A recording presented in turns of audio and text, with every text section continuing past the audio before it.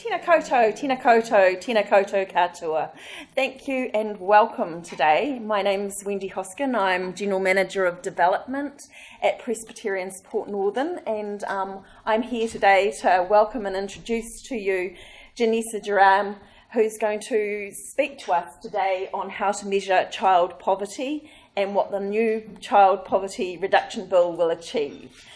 So Jenesa is a research fellow at the think tank New Zealand Initiative, and she focuses mainly on social issues and lifestyle regulations. She's the author of Health of the State, which is a report that looks at evidence and ideology behind public health and lifestyle regulations. She's got an interest in sugar tax regulations and has also co-authored publications on poverty, inequality, social impact bonds, economic growth, and housing, so across the gambit. Jenesa is available to comment on all of those sorts of areas, but today, of course, she's focusing on our issue of child poverty. She's a Bachelor of Arts with a first-class degree in honours from the University of Otago, where she majored in politics, philosophy, and economics. And she's widely written lots of reports, including Smoke and Vapour, The Changing World of Tobacco Harm Reduction, and The Health of the State in 2016, to name a few. And most interestingly, I think, she has a Twitter handle, which is Philosopher King in Training by Night, Wine Drinker Always. So welcome, Jenesa. Thank you. Thank you, Wendy. Well, I should start by thanking PSN for having me today, and thank you for your hospitality.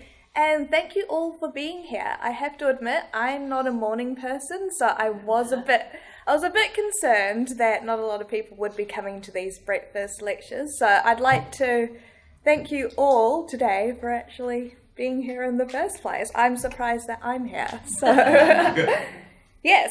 When I was first asked to speak about this subject, how to measure child poverty, I was wondering about how to make this topic interesting. There's no way around it. The topic is stats heavy. It's just the nature of it.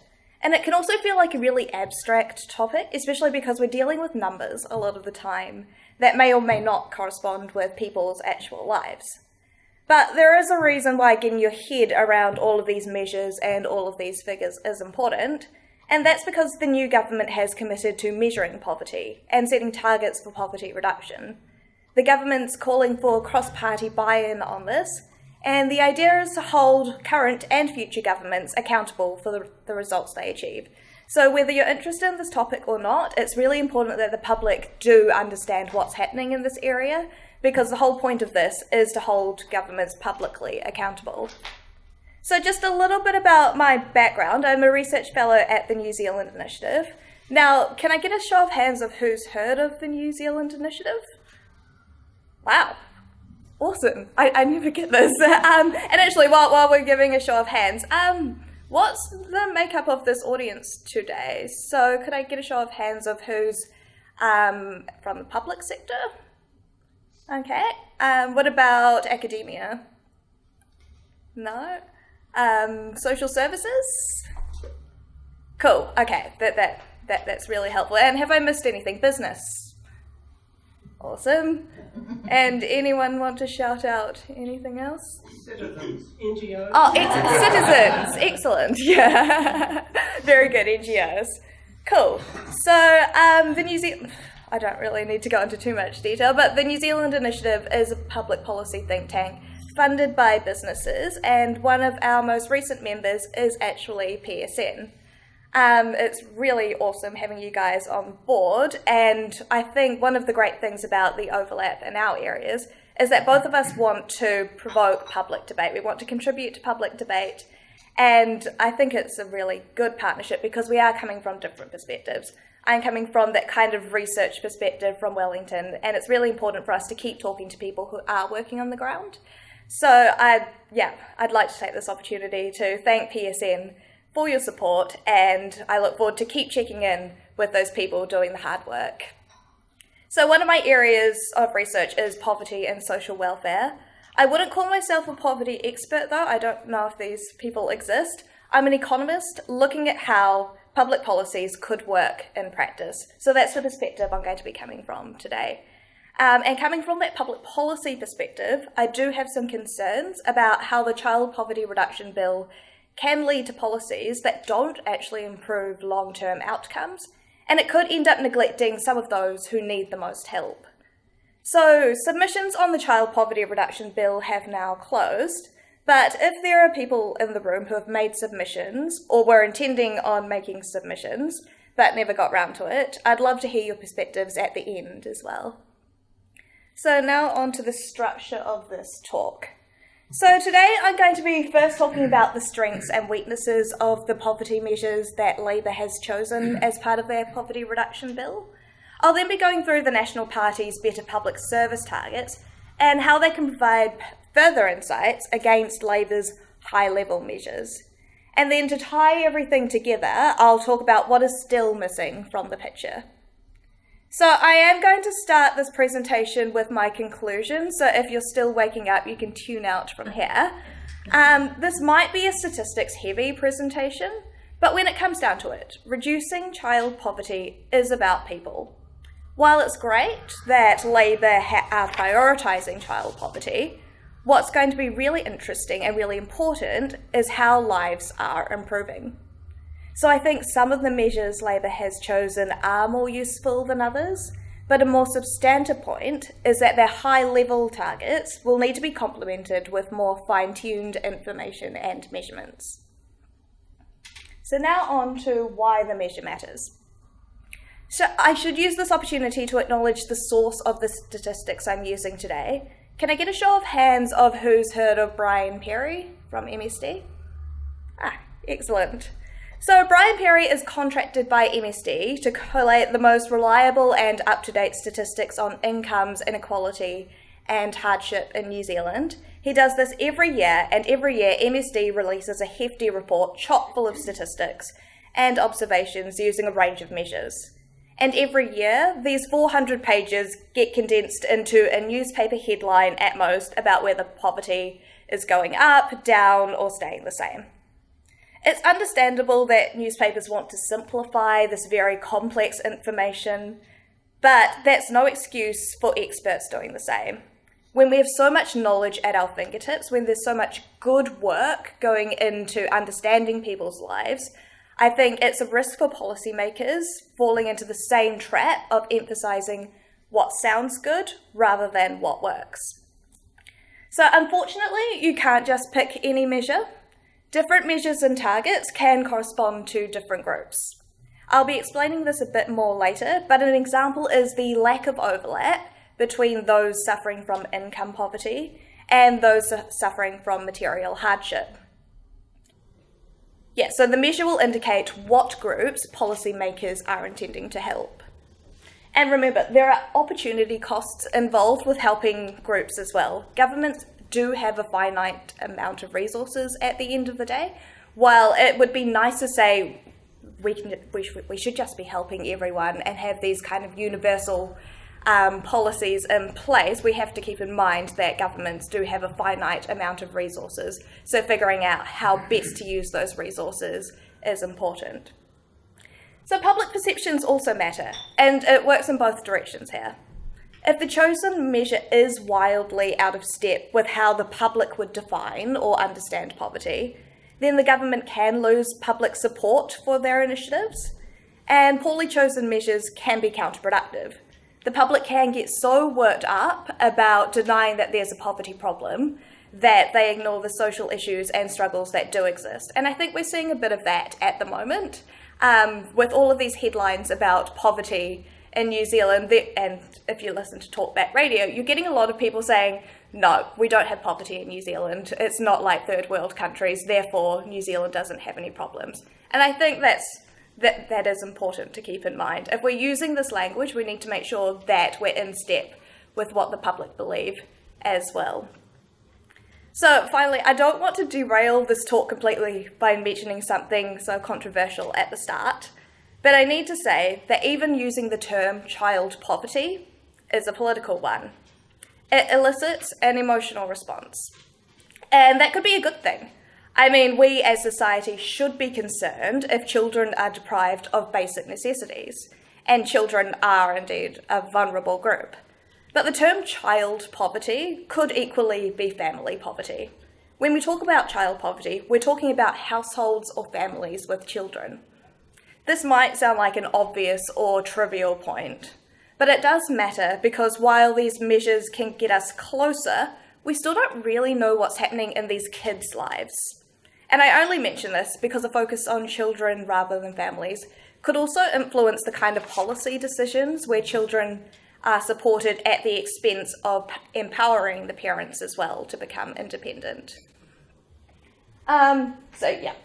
Child poverty as opposed to family poverty is actually a political statement. And I'm not saying that's a bad thing.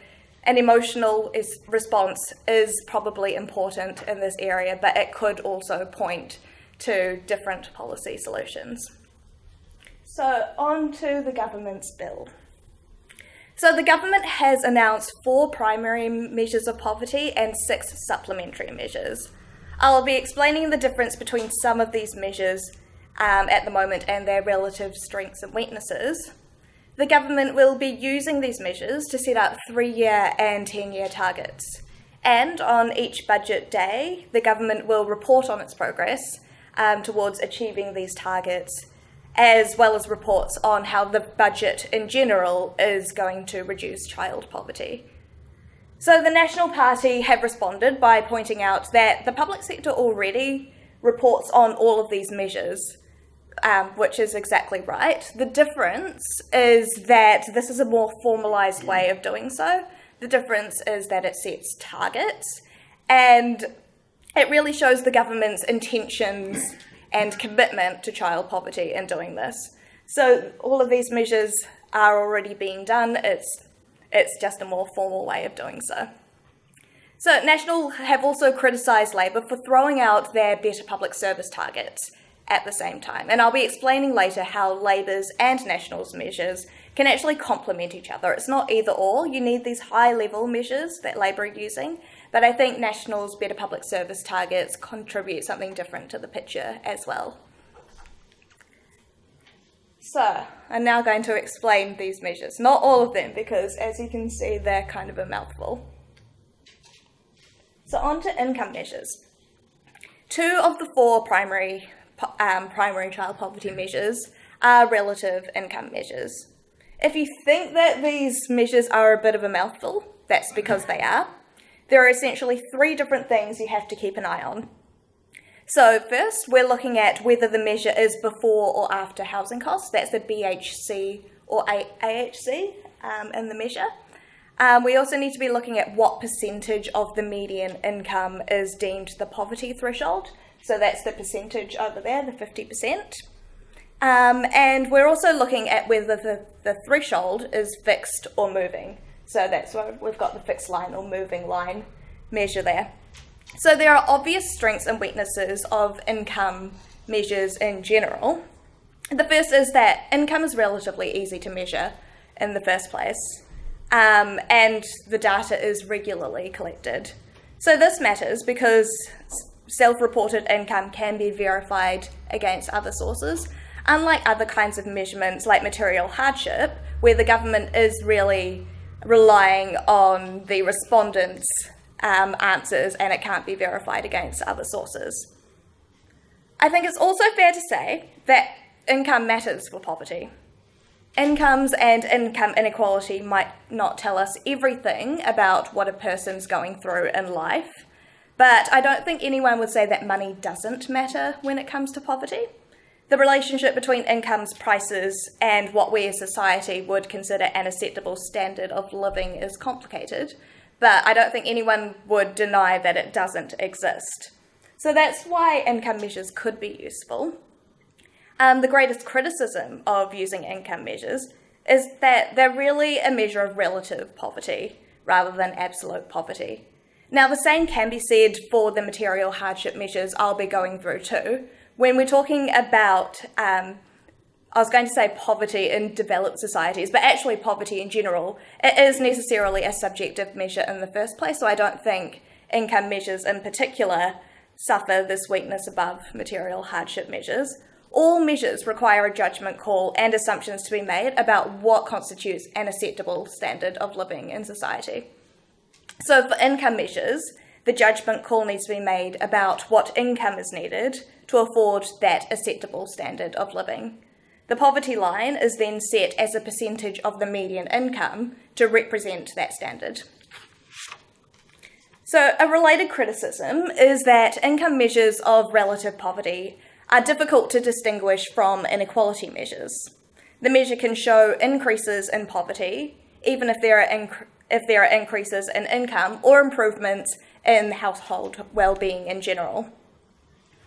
So income in general might not be the best indication of living standards in this case.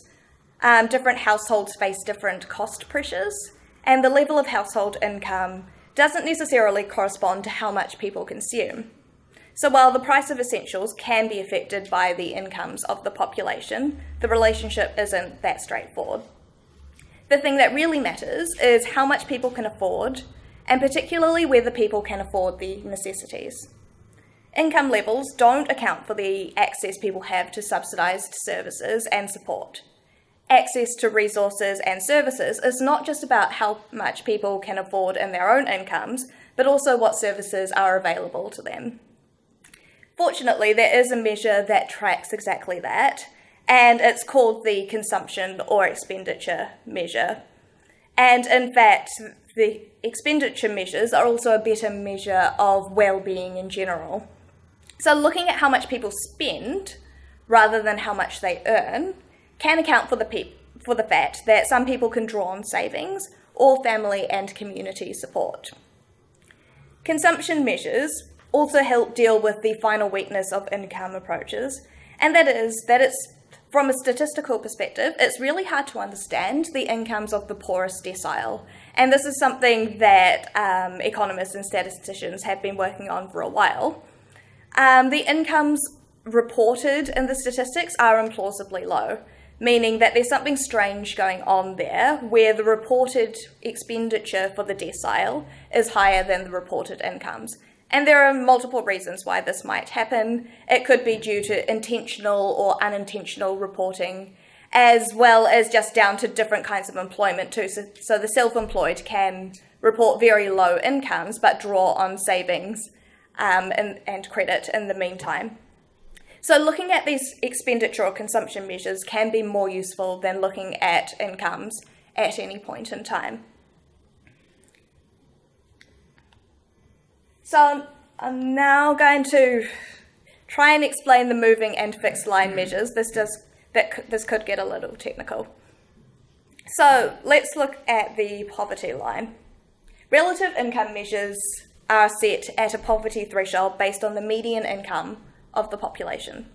Whatever percentage the threshold is set at will likely affect the number of people in poverty or the different levels. It might also affect the composition of who is in poverty, but it shouldn't affect the general trends.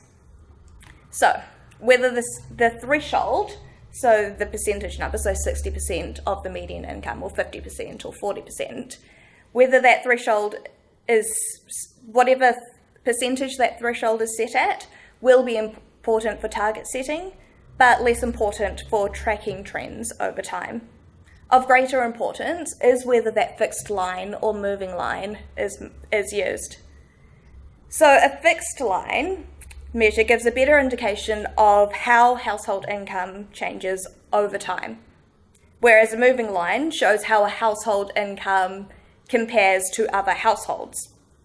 So fixed lines are better at showing absolute improvements in income, while moving lines are better at showing the inequality between households. Now, I'll show this visually, it might be easier to understand.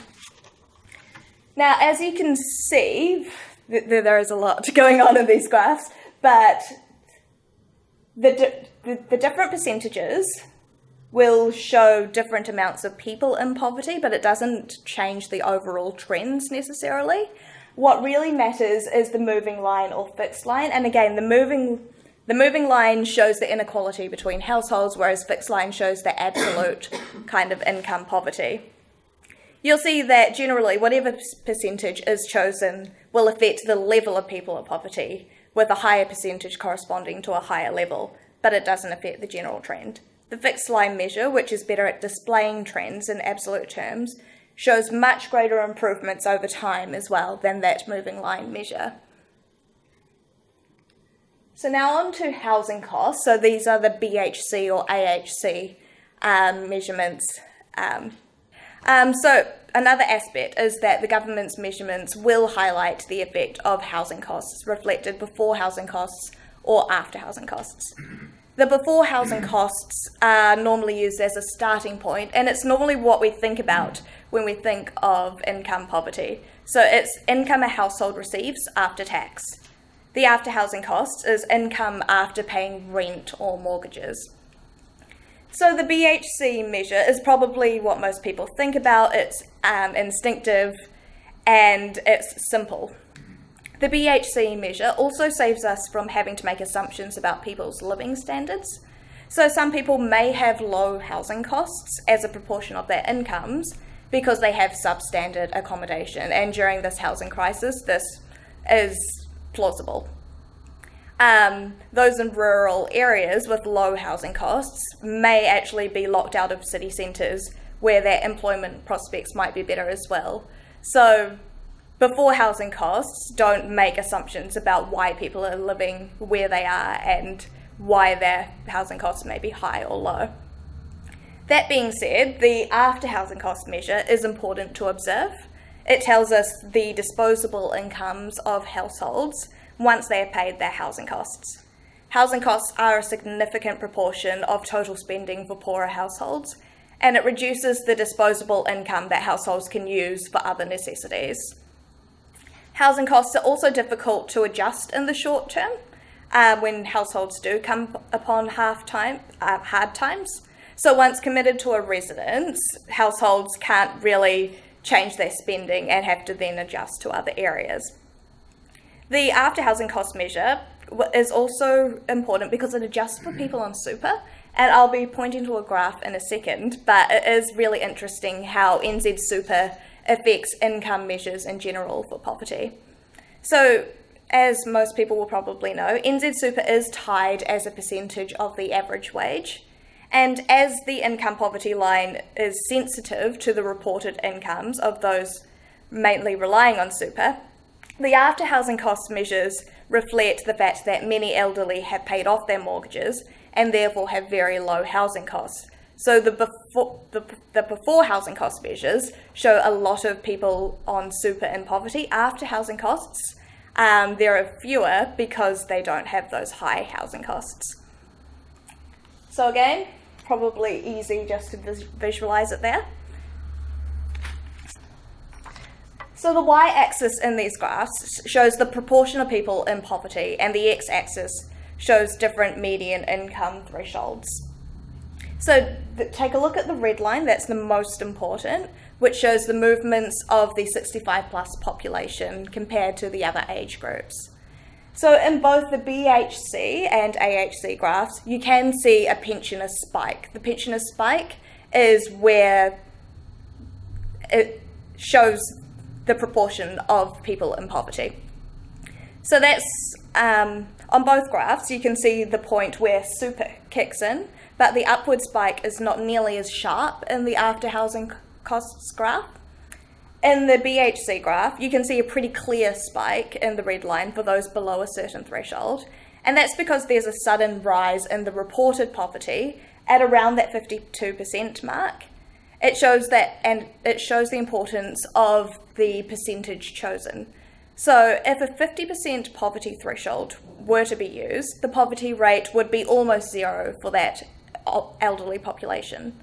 But if a 60% threshold is used, the poverty rate then jumps up to 30%.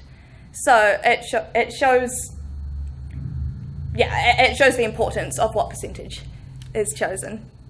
The AHC graph is not as drastic, and it shows that poverty rates for the population don't really start increasing till around the 62% mark of the median income. So an after housing cost measure shows that elderly incomes are comparably less sensitive to housing costs, and low housing costs can protect them from being in reported poverty. Now let's compare these with the general population.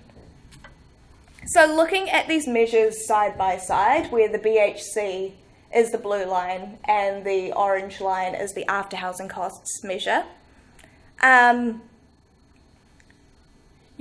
since about 1996, but especially in recent years, poverty rates worsen after housing costs. This wasn't always the case, and in fact, if it weren't for housing costs, there would be even greater decreases in the level of people in poverty. And just to illustrate that, in 2014, the before housing costs measure was 8% compared to 13% after housing costs. So it shows a real problem there. Now, there are other things happening in the graph, and I always get asked questions about this. So the big spike in the 1990s also reflects unemployment and general changes in the labour market and benefit system at the time. So that's that. What I really wanted to show, though, was that gap between the before housing costs and after housing costs measure. So those are the income measures. There's a lot going on in them, and if it sounds like they're overly sensitive to little things that may or may not matter for what we consider to be poverty, that's because it is. And that's why I'm really glad that the Labour Party are also considering a material hardship measure. So the material hardship measure is a better indication of how people are actually living. So the EU13 is the name of the measure, and it's one of a handful of material hardship measures that can be used in New Zealand. It uses a mix of items that tap into differing levels of hardship. Some are considered necessities, and some are considered indicators of financial security. They're not necessarily the 13 most important or most serious deprivations, and that's simply because getting a national consensus on what the most serious deprivations are is pretty much impossible. But from this list, a household who goes without 5 of these items is considered to be a material hardship, and a household lacking 7 of these items would be in severe hardship. Again, it might be contentious whether these really are deprivations as such, but I don't think anyone could say that they're frivolous or that households going with these things are living pretty luxurious lives. So on to the strengths and weaknesses of this approach. So the obvious strength of the material hardship measure is that it gives a clearer picture of how people are actually deprived. The measure avoids making judgment calls on how much household income is enough in order to set a poverty line, and it's also less sensitive to changes in relative income. What matters for the hardship measure is whether households are going without what many people would describe as necessities. Another strength of the measure is that it provides a good basis for international comparisons. And that matters because comparing relative incomes between countries might give an impression of inequality, but it's difficult to compare the living situations between countries using these income measures. The major weakness of this approach is that it still doesn't give an insight into why households are struggling. While it could be argued that it's because of a lack of income, I'll be arguing later that this isn't necessarily the case. A smaller weakness is that the measure still requires some public buy-in.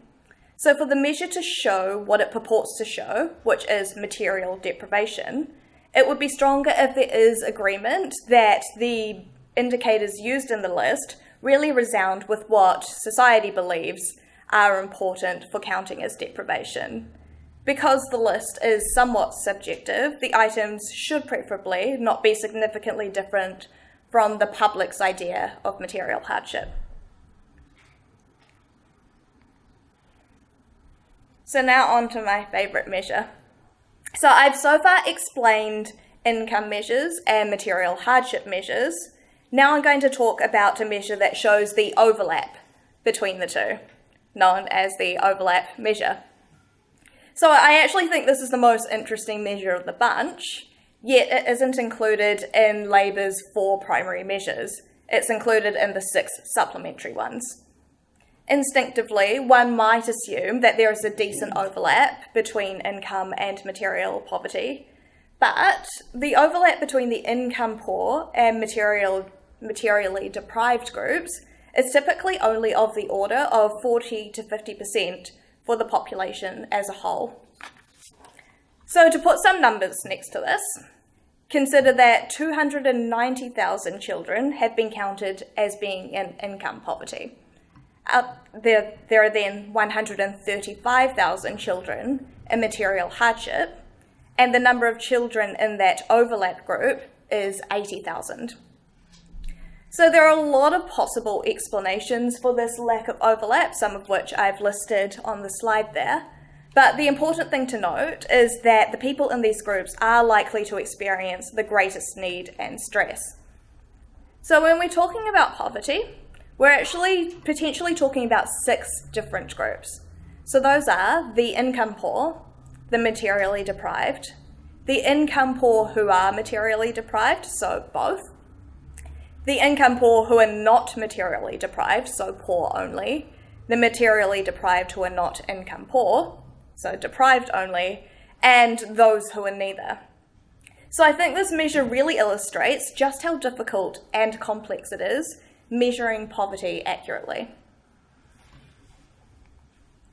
Now I'll just go through the persistence measure quickly because, in all honesty, I was struggling to find a lot of details on this, and I've since figured out that the reason I can't find much information is because the persistent poverty measure doesn't have to actually be determined till 2025. And that's a real shame because, again, I think it's one of the most important and interesting measures.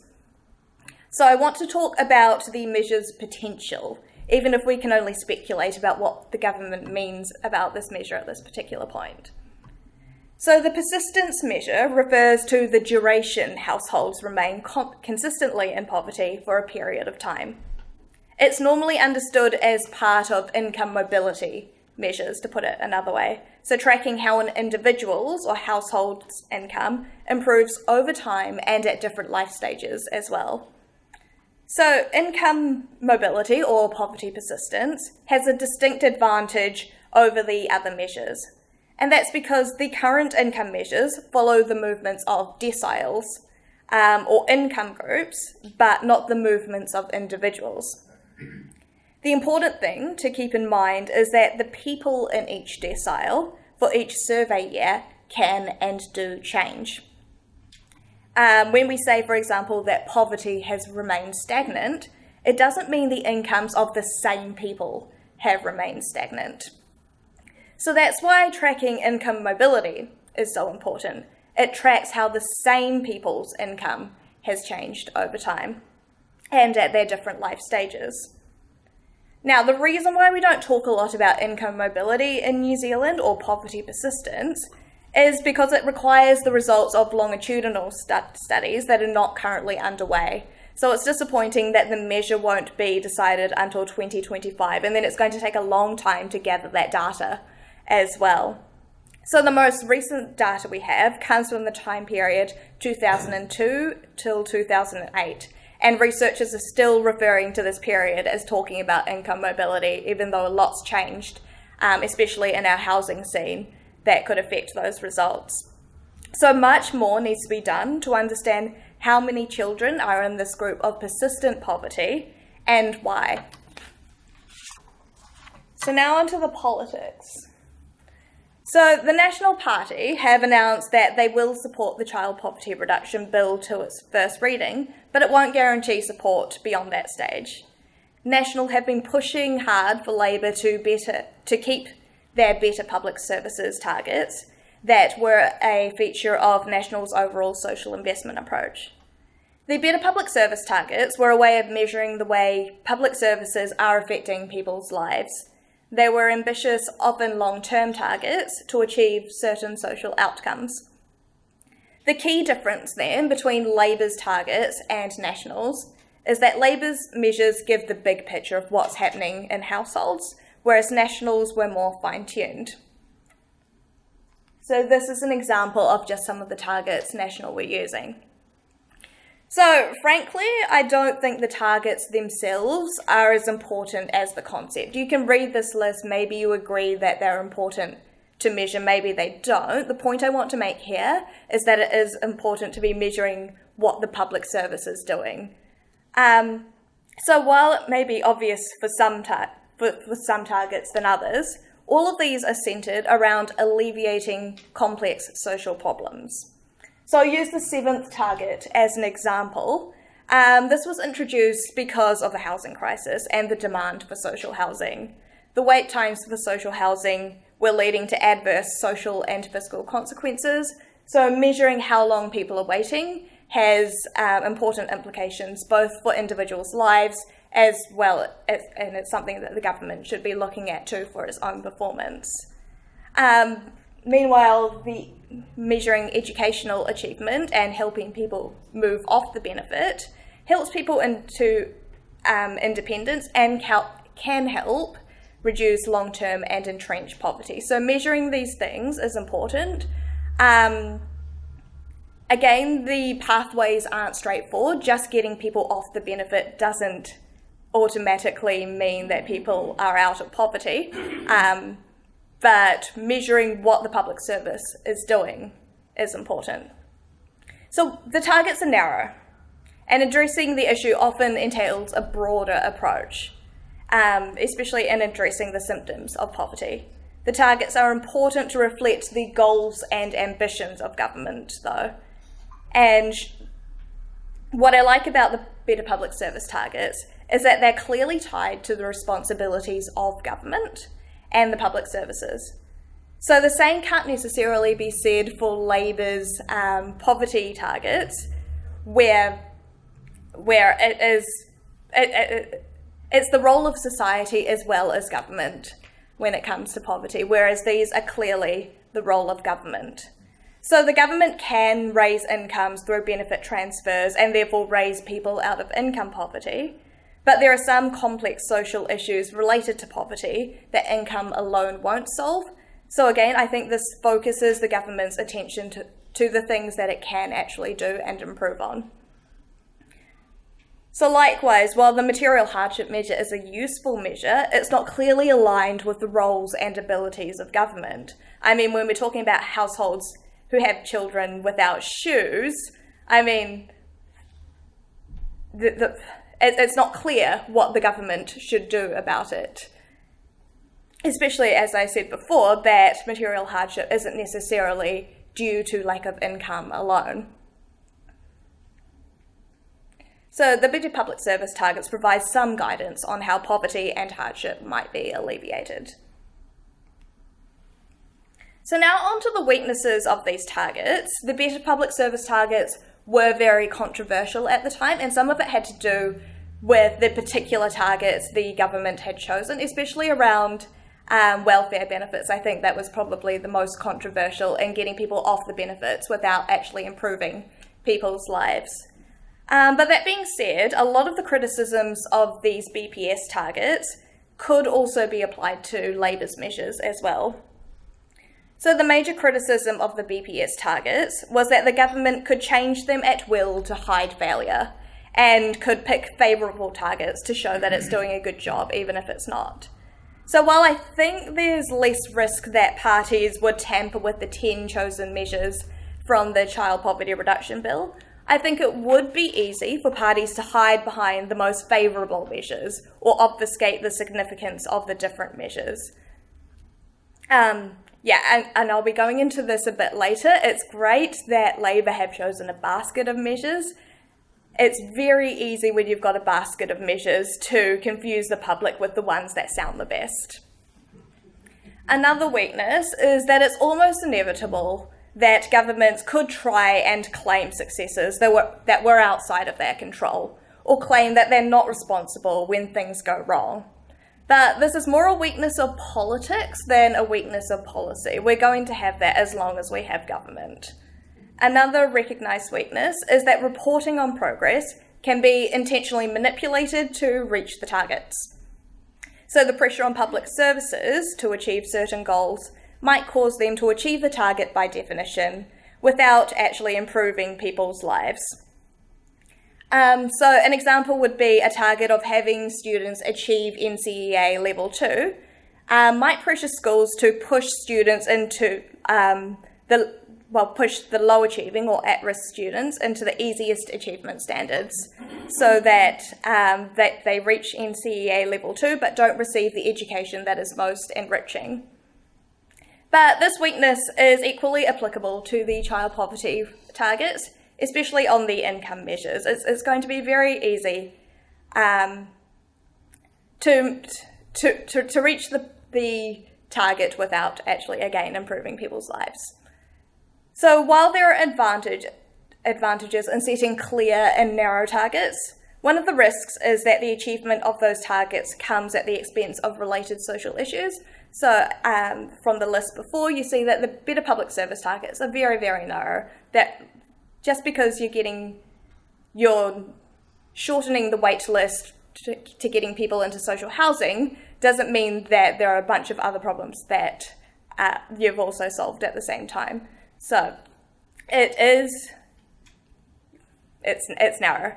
But the counterfactual of this is that Labour's targets are very broad and they might not actually achieve the social outcomes that they were meant to achieve in the first place. So there is a trade-off then between National's narrow, better public service targets and Labour's broad child poverty reduction measures.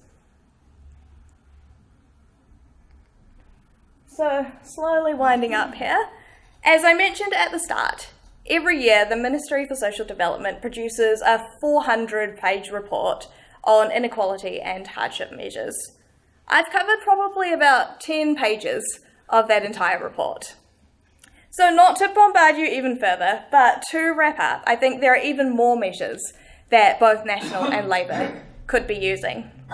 All this time, we've been talking about households with children. On a purely practical basis, this makes sense. However, perhaps one of the most important measures is how people view themselves as well. So that's what I mean by subjective well-being.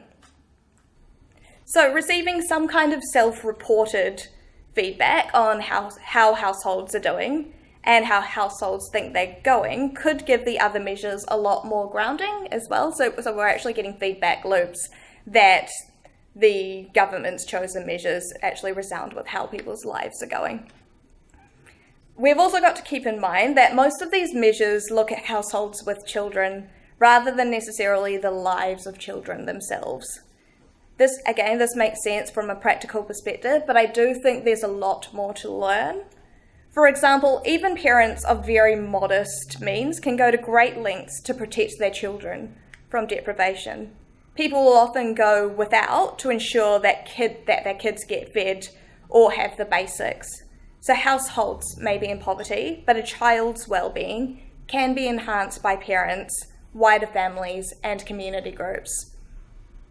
So the story around the sacrifice parents made is an important one. I do want that to be understood a bit more in the statistics as well, the dynamics within the family, as well as talking about the household as a whole.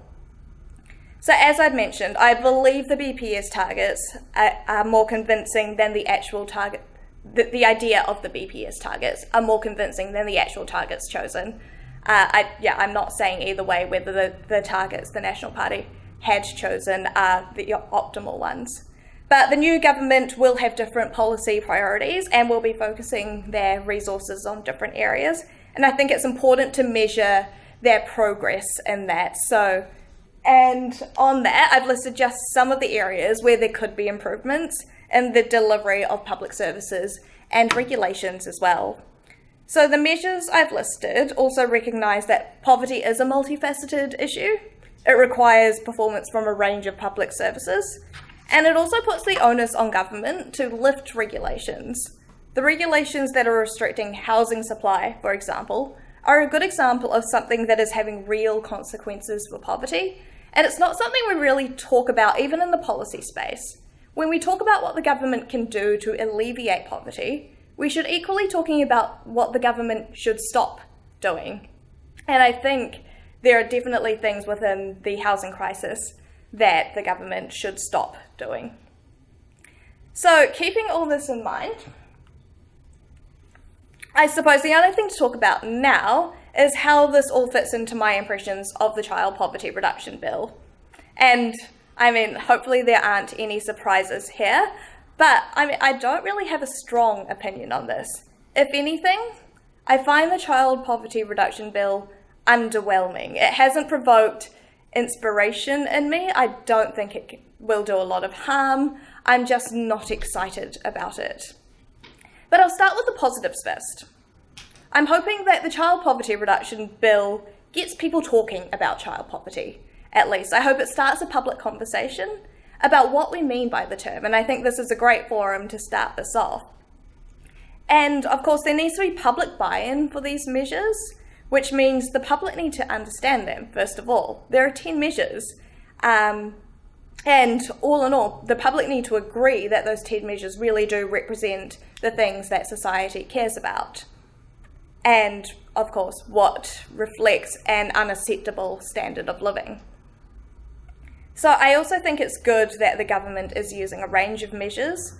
Of the measures Labour has chosen, I do think some are more informative than others, but it does reduce the risk of cherry-picking or just picking the most favourable measures. And while we don't have much information on that persistent poverty measure, I'm cautiously optimistic that it can be really useful. It would be the only measure to track the same people over time, and this could really improve the information we have about people's lives.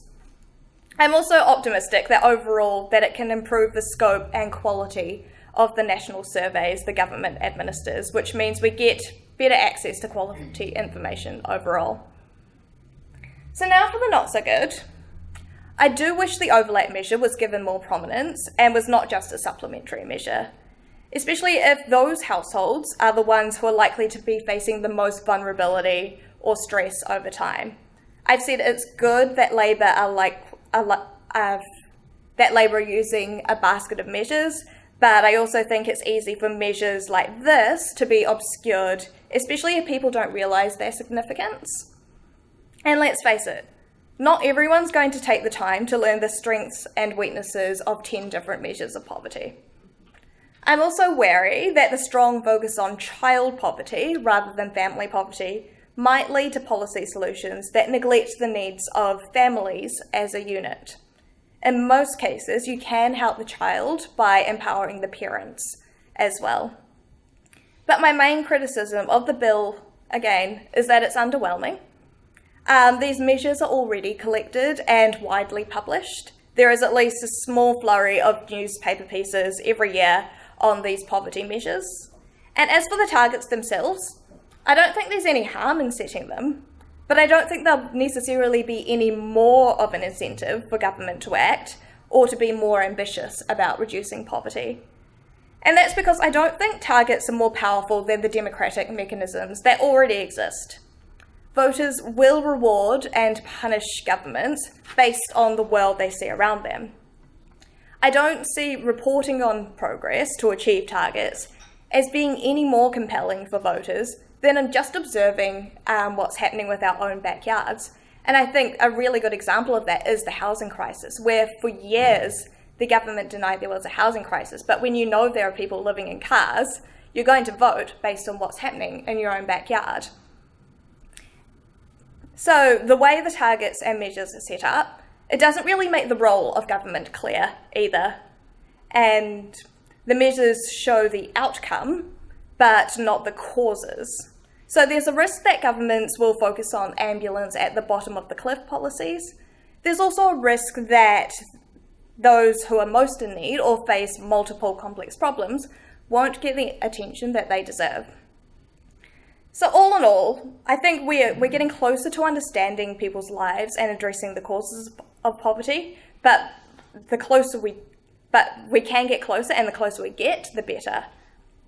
I don't think the Child Poverty Reduction Bill will get us there alone, but I also know it's not the only thing up the government's sleeve at the moment. So I really do look forward to the government's other measures and services in addressing this problem.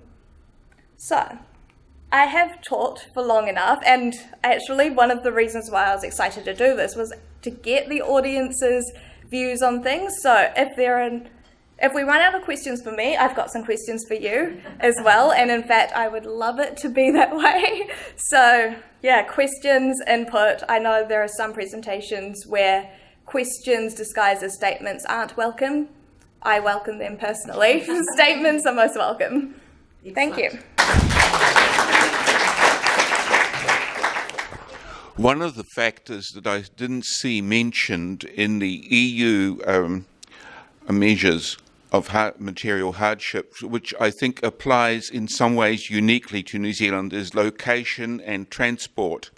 In the past, when I was working with people who were declining in poverty, the breakdown of the car was a spiral that sent them right down into poverty. So families that were managing quite well suddenly went into poverty because of the breakdown of the car, which meant they had to go to places for expensive shopping. Visiting the doctor became more difficult, and engaging with groups that could help became more difficult. So I wondered, did I miss something? No, and I completely agree with you. That would definitely be considered in my list of things that aren't being considered at the moment. I think the problem is exacerbated by the housing crisis as well, and that was the point I was trying to mention, that after housing cost measures are interesting and are important, but they're not actually telling us why people are making the housing decisions they are, and if people are living outside of those city centres and are further away from work, they are reliant on public transport, and it's not their decision at all. It's just what they can afford, and it's a deprivation in itself. So I completely agree with you. I think it's more of a symptom of today's environment than possibly it was, and it's definitely something that should be considered. Hello, I'm the researcher / analyst at PSN. So just a comment to start with, we have quite a wealth of self-reported information from clients. It's just, I think, a factor that it gets lost between the funder and perhaps going up to the next level in terms of reporting. So there is a wealth of information across NGOs out there, which could be integrated into some of the great data that I know you guys at the New Zealand Initiative have access to. I guess for me, like a lot of the work I do with data that comes out of the public domain is, how on earth do you reconcile the fact that, you know, we live in a forever changing policy landscape, but you've got to try and make some of these data sets talk to each other. So for example, with the policy changes between 2004 and 2006 at the Ministry of Justice, some of those data sets you can't even cross-check anymore. So yeah, I was just wondering about that. I have no answers for you, I'm sorry. It is a frustration, and it is the nature of politics at the end of the day. I mean, governments spend a whole lot of time building the data infrastructure to support the policies they have in place, and there's always a risk that the incoming government will throw them out the window. I think that's the importance of getting cross-party buy-in to start off with. So actually, having an agreement from the start that this is a method worth pursuing, so you've got some kind of assurance that it won't be dumped in the next period. But there will always be incentives for governments to come in with their new innovations as well, and to change names of government departments that don't need changing. And I mean, some of it has symbolic significance, but from a data perspective, it can make things really difficult as well. So sorry, I don't have any answers for you, but I would acknowledge that a lot of it is the nature of politics. Yeah. You talked about wanting to have a focus on children. So how do you think policymakers can do that in terms of whether they take a universalistic approach or a targeted approach? Well, again, I think that the important thing first is to actually understand what's happening in these children's lives and what their needs are. I think there are some policies aimed at children that are more for political gain and sound nice than are actually addressing their real needs.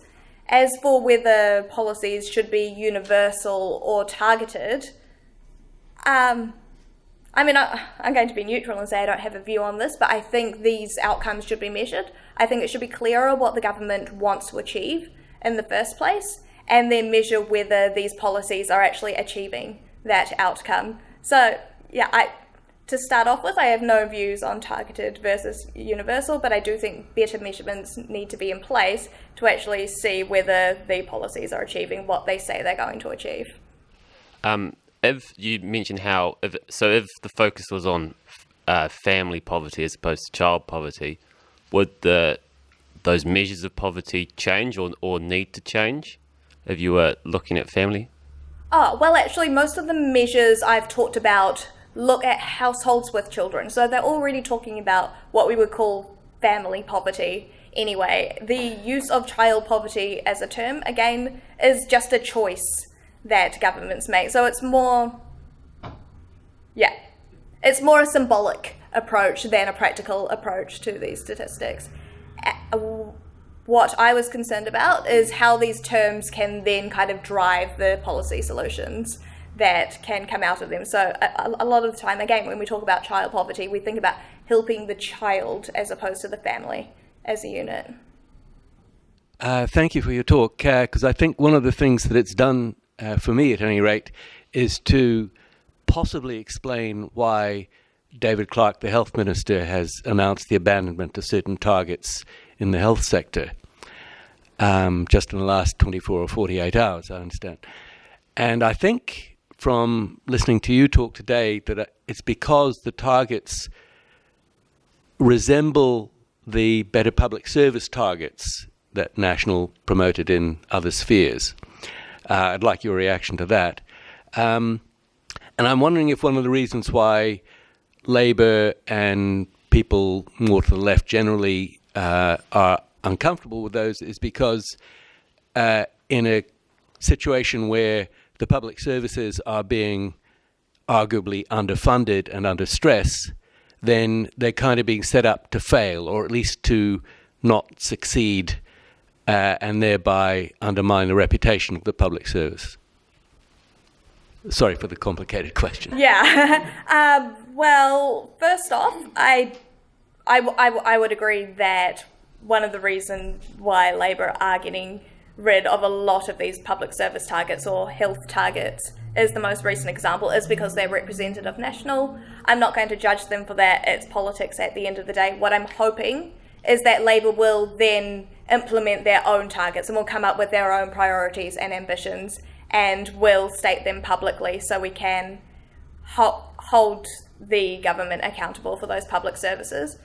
Whether these targets set up these public services to fail from the beginning because they're underfunded or have a history, or for whatever reason, I don't think that's an excuse or a reason to stop setting goals and targets in the first place. I mean, I think governments can be realistic from where they've started off with. What's important is the progress that's made from the targets. It's not about hitting a goal and saying that you've achieved something. It's more about showing that progress over time. And I mean, it can actually create the case for better funding. If you can show that you're starting from a low point, you can create the case publicly that these services do need to be funded more. But we don't know that if we're not measuring public services from the start.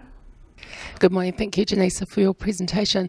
Can I ask you to comment about measures and how, so two things. One is that I think you mentioned there is a bias towards what we're actually counting now rather than working out what really matters. And then if there is no measure or data, we're not collecting data, how we go about doing that. And I think one of the examples might be, we know that attachment between a child and a mum is really important in the first year of life, but we have no measures that, count that kind of important stuff. So your comment about whether the measures are actually biased in a way because they're only really measuring what we can count today rather than what's important. And my second is measures eventually in the public policy context leads to someone making a decision about whether we invest or fund something. And one of the risks of measures is that if we're only ever actually measuring stuff that represents a bias in our system, so we only measure stuff that's negative or reflects a deficit position of people's lives, we don't actually count or measure a lot of what might represent protective risk factors, for example. And so investment decisions can lead that way. So it's really about sort of the quality and I suppose the way that we count what's important in this country to inform these kinds of really important conversations. Completely agree. I mean, just from a practical perspective, a lot of it will come down to resources and what information the government can get on a large scale. I mean, for policies, governments do need very large samples. But what the last government had started and what this new government is continuing to do is to keep checking in with social services, keep checking in on people working in the ground and actually using that information and data from, say, self-reported surveys, from the work they do, actually using that to inform policy as well. So you've got these child poverty reduction targets looking at the big scale of things, but also equally valuing what qualitative information is coming through about what people's needs are, about I guess the things that government can't even think of because they don't know their problems. So getting good feedback loops in there is really important. Actually getting the public to have a say on what they think is important and what they think can work is something that governments should be not just taking into account, but also valuing just as much as these large-scale quantitative measures. Right.